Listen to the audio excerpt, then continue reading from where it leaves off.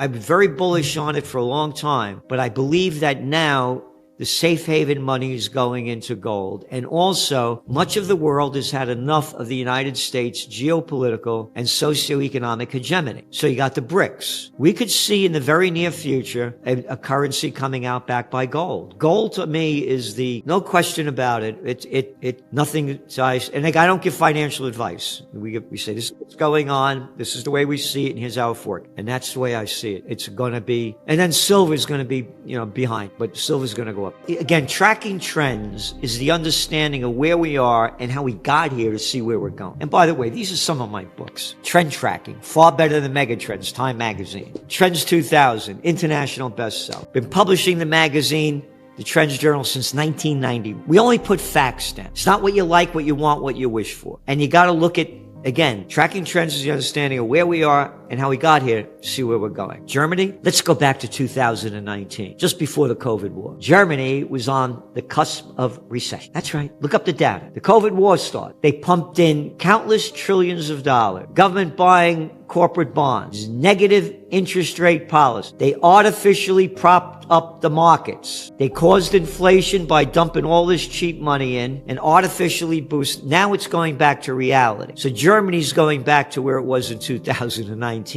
and the rest of the global economy. Germany is the largest, as you well know, economy in the EU and the third largest in the world. China, the second largest. Their economy has gone to crap because of 3 years of zero COVID policy. The reality is hitting. Everything was artificially boosted up, and now the crash is coming. There's no way to inflate this because they're going to be lowering interest rates. That's going to bring inflation up. But that's not going to boost the economy because the people are busted. 3/4 of Americans are having trouble meeting their debt, paying their debt. The interest rates, average interest rates on credit cards in America, nearly 22%. 22% interest when you're late on your payment. Hey, how about the mafia? Hey, whoa, hey. If the Italians would do it, hey, look what they're doing. Oh, but the banksters could do it. The American people had to pay $14 billion in debt for late payments. Late payment, $14 billion last year because of the high interest. So the whole thing is going down everywhere. You're looking what's going on with Volkswagen, cutting back. You mentioned the trade wars going on. China's retaliating. No, this is the beginning of the end. We are going through the worst geopolitical and socioeconomic crisis in the history of the world, part 1 and part 2, because what no one is talking about, other than the Trends Journal, is the office building bust. You have an office vacancy rate, nobody in there, in the United States in the largest cities of 24%. Vacant. Your office occupancy rate, meaning people going back to the work, 51%. Okay, I own the office building. How am I going to pay my debt, my loan, when I don't have tenants anymore? They're all leaving. They don't need all this space. How are the banks going to cover the losses? Because when they dumped all that cheap money in and people started putting money in the bank, the banks bought treasuries. You bought treasuries when interest rates was zero? They ain't got the dough to cover this. There's going to be an office building bust. It's going to cause the banks to go bust. That's going to be the greatest financial crisis, way worse than the Great Depression. But don't worry. When all else fails, they take you to war. We are on the verge of nuclear annihilation. Gerald Celente, the fierce and unapologetic voice of the Trends Journal, provides us with insights that, let's be honest, go beyond the shallow headlines we usually see in mainstream media. He doesn't hold back, and today's analysis touches on some of the most pressing and underreported economic crises we're facing. You see, understanding economic trends is not a guessing game. It's about observing where we've been and predicting where we're going. Celente dives deep into the historic monetary policies and how the flood of cheap money has artificially inflated markets worldwide. For example, Germany, the economic powerhouse of Europe, was already teetering on the brink of a recession in 2019. What saved it? Not economic growth or innovative policies, but a deluge of stimulus money, quantitative easing, and even corporate bond buying by central banks. It's like using a credit card to avoid bankruptcy. Eventually, the bills come due. And now those bills are coming due globally. The COVID-19 pandemic only sped up the inevitable. Governments worldwide dumped trillions into economies to keep them afloat. But as Celente points out, that money wasn't free. It created massive inflationary pressures. And despite central banks attempting to manage this inflation, With rate hikes, the economic damage is seeping through every corner of society. Take the United States, for instance. Consumer debt is ballooning at record rates. With average credit card interest rates nearing a mob-like 22%, Americans are barely scraping by. According to a recent Wall Street Journal report, nearly 3/4 of American families struggle to meet their debt payments. Let that sink in. 3 out of every 4 Americans are financially strained, and it's only getting worse. Banks are collecting billions from late fees, while everyday people struggle to put food on the table. The rich get richer, and the average person bears the weight. Celente doesn't stop there. He shines a spotlight on the U.S. commercial real estate sector, a ticking time bomb that very few are talking about. With a national office vacancy rate hovering around 24% and workers increasingly resisting the return to the office, the commercial property market is hanging by a thread. This isn't just about empty buildings, it's about loans that can't be paid, which could bring down the banking sector. Imagine a chain of dominoes. One collapse leads to another, causing a financial crisis that dwarfs even the Great Depression. And here's the kicker. We're not just dealing with an economic crisis, but a geopolitical one too. As tensions rise between major world powers, Celente reminds us of an uncomfortable historical truth. When all else fails, they take you to war. He warns that we're on the brink of the most dangerous geopolitical crisis in human history, where the stakes could be nuclear. The unsettling reality is that wars are often used as a distraction from domestic failures. So where does that leave us? Enter gold and silver, humanity's oldest safe havens. As Celente likes to say, gold is the money of kings, silver is the money of gentlemen, barter is the money of peasants, and debt is the money of slaves. The recent surge in gold prices, up over $600 an ounce this year alone, signals a flight to safety. While gold has had minor corrections, the overall upward trend is undeniable, and it's staying strong. This isn't just a fluke. It's a clear signal that smart money is looking for shelter from the coming storm. But why gold and not cryptocurrencies like Bitcoin? Celente acknowledges that cryptos had their moment, especially during hyperinflationary periods like what's happening in Argentina, where inflation is running rampant. However, he argues that the tide is turning back to gold.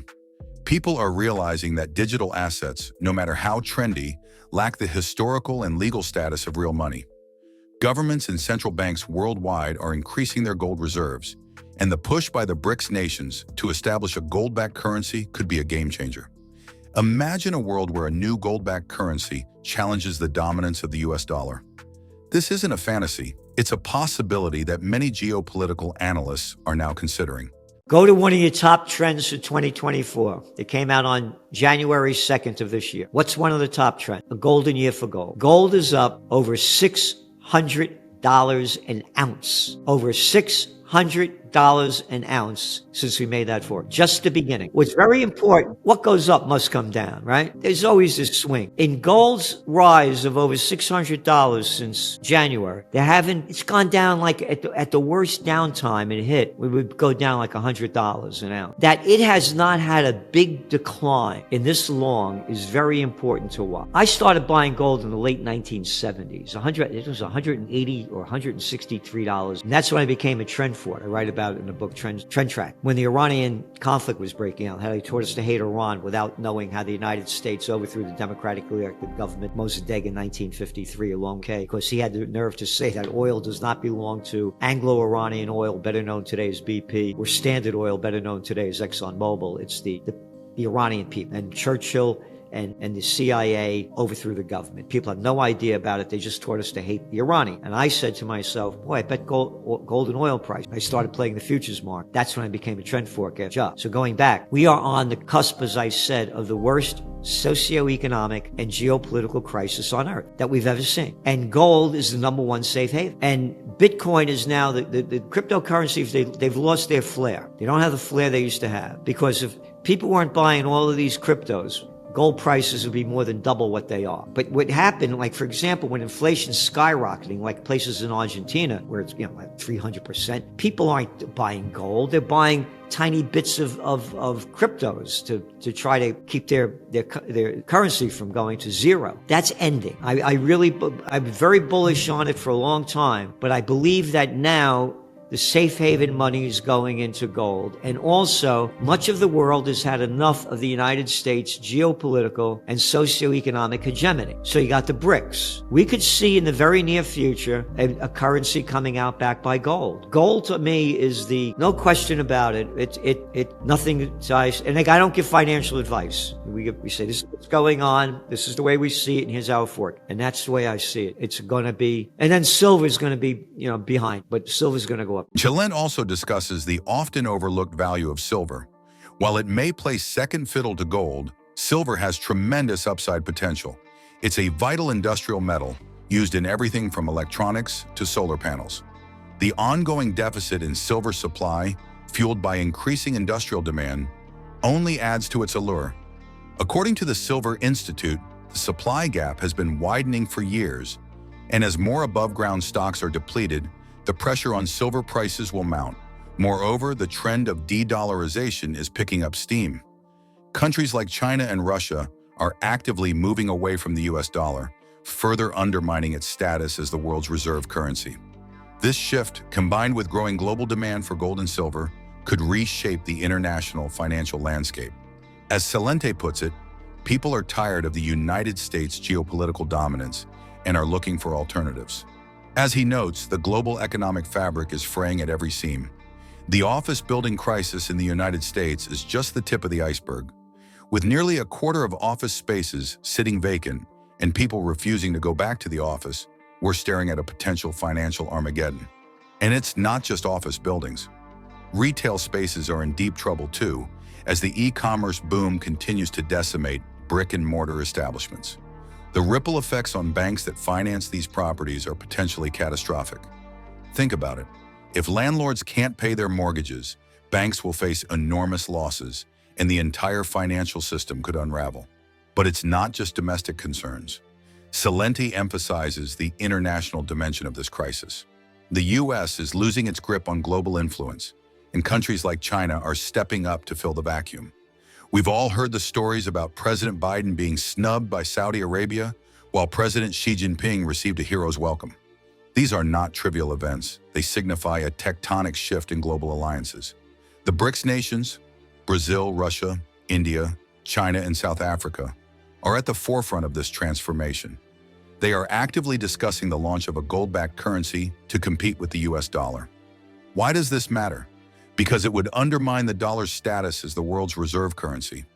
If the dollar falls, the consequences for the US economy would be dire. Skyrocketing inflation, collapsing markets, and a diminished standard of living. Celente's warning isn't just fear-mongering. It's based on observable trends and actions taken by major global players. And let's not forget the ongoing trade wars. As Celente points out, these are more than just economic skirmishes. They are battles for global supremacy. China is retaliating against Western trade restrictions, and these tit-for-tat measures are escalating tensions. The world's two largest economies are not only decoupling, but also arming themselves economically and militarily for what looks like an inevitable showdown. Now you might be wondering, how does all this affect the average person? The truth is, it already does. We're all paying more for groceries, gas, and rent. Economic policies and geopolitical moves trickle down in ways that impact our daily lives. And as Celente warns, when economic conditions deteriorate further, the possibility of war looms even larger. Historically, when nations face insurmountable economic crises, they often resort to war as a means of distraction and unification. It's here that Celente reiterates the importance of owning real assets like gold and silver. Gold is not just a shiny metal, it's a hedge against the loss of purchasing power. As Celente mentions, it's been a reliable store of value for thousands of years. And right now, gold's trajectory is upward. Even in moments when it dips, the overall trend has been strong. With central banks around the world hoarding gold, it's clear that the smart money sees what's coming. But let's add a modern twist to this age-old investment. What about Bitcoin and cryptocurrencies? Celente acknowledges that digital currencies had their heyday, especially when inflation was running wild. In countries like Argentina, where the official inflation rate is over 300%, cryptos provided a lifeline for people trying to preserve their wealth. But the era of crypto dominance is waning, he says. The appeal of gold as a tangible, historical safe haven is resurging, and with good reason. Governments can regulate or ban cryptocurrencies, but they can't print gold. Celente's focus on historical patterns is critical. He brings up the Iranian Revolution of the 1970s to illustrate how geopolitical events can skyrocket gold prices. Back then, few Americans knew that their government had orchestrated the overthrow of Iran's democratically elected prime minister in 1953. It was only when the blowback hit that oil and gold prices surged. Today, with tensions flaring in the Middle East and other global hotspots, the conditions for another gold price rally are ripe. Another angle worth considering is the de-dollarization movement. We're witnessing a global shift away from the US dollar. Russia and China have been accumulating gold and setting up trade deals that bypass the dollar entirely.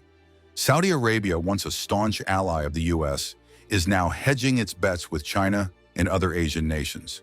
Celente argues that this is a massive red flag for the dollar's future. And if the dollar goes, so does the American way of life as we know it. In this climate, silver also deserves a closer look.